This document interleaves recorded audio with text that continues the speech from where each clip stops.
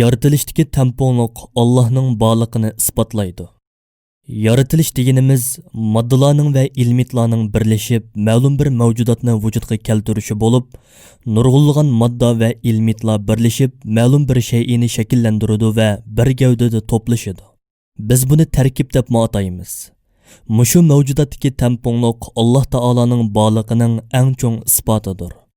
Masalan, bir dorixonada xilma-xil moddalar bilan to'lgan necha yuzlagan probirkalar bor deb faraz qilaylik.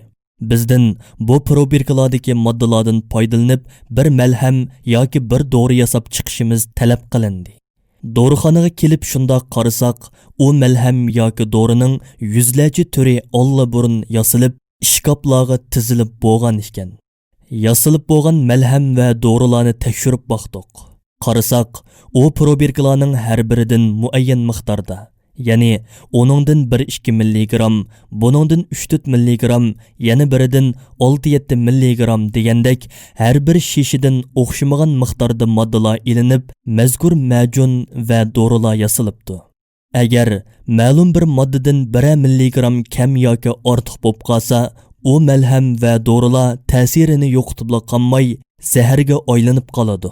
Acaba mazkur shishilardan ilingan o'xshamagan miqdordagi moddalar kutilmagan bir tasaddibilik yoki bir shamolning ta'sirida probirkalar o'rilib ketib, har biridan ilingan muayyan miqdordagi moddalar probirkalardan o'zicha eqib chiqib, o'zaro uchrashib, u malham yoki dorini hosil qila olishi mumkinmi?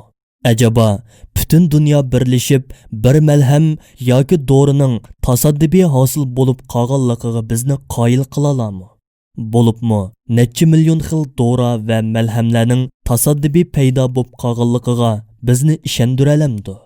Acaba bu fikrdanmi xurofiy ham asossiz bir narsa bormi?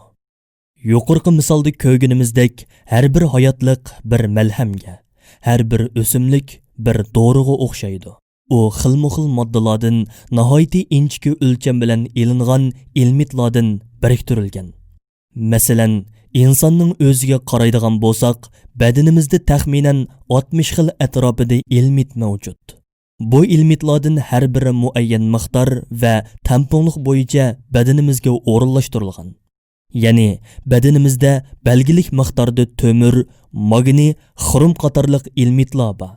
Bu ilmitlarning o'lchamlik miqdordan ozlab ketishi yoki eshib ketishi ba'zi kasalliklarni keltirib chiqaradi. Masalan, mis qon ishlab chiqarish rolini o'taydigan bo'lib, odam badanidagi mis miqdori kamlab ketganda nervi kasalliklarini keltirib chiqaradi. Magniy mangning rolini joriy qildiradi. Agar kamlab ketsa, harakat to'salg'uga uchraydi. Kamnining vazifasi qon besimini tizginlab, normal bo'lishiga kapolat qilishdir. Kamlab yoki eshib ketganda qon besimi egiz-past bo'ladigan ahvollar ko'riladi. Badanning har qanday bir yerida ilmitlarning palash holga tushib qolishi hormonning buzilishini keltirib chiqaradi.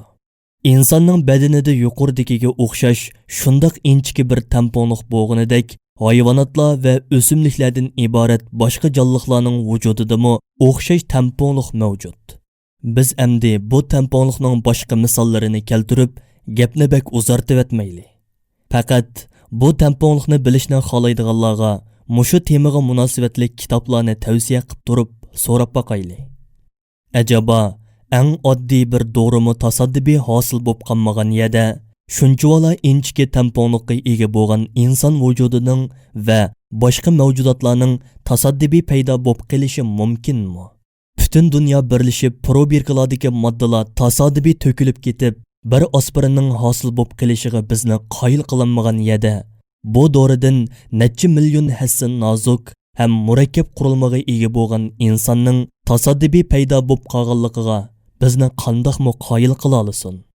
Uning ustiga biz insonlarning vujudi qandoqdir bir doriga o'xshash bir qitim o'lchamlik yasab qo'ysilib bitib qoladigan narsa emas. Aksicha u uzluksiz yangilanib turadigan bir qurilmadir. Bir yil ichida bizning badanimizda o'ladigan bütün hujayralarning umumiy eg'irligi 90 kilogram bo'lib, faqat o'lgan teri hujayralarining eg'irligi 45 kilogram keladi. Her günü vücudumuzda 200 milyard qizil qon hücresi ölüp, her sekundda 10 ming qizil qon hücresi işlep çıkarıladi.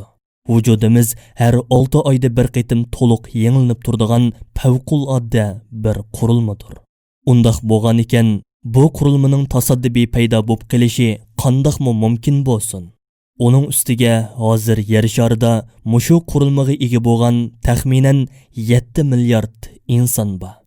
Shularning hammasining tasaddibiy paydo bo'lib qolishi qandoqmi aqlga sig'sin?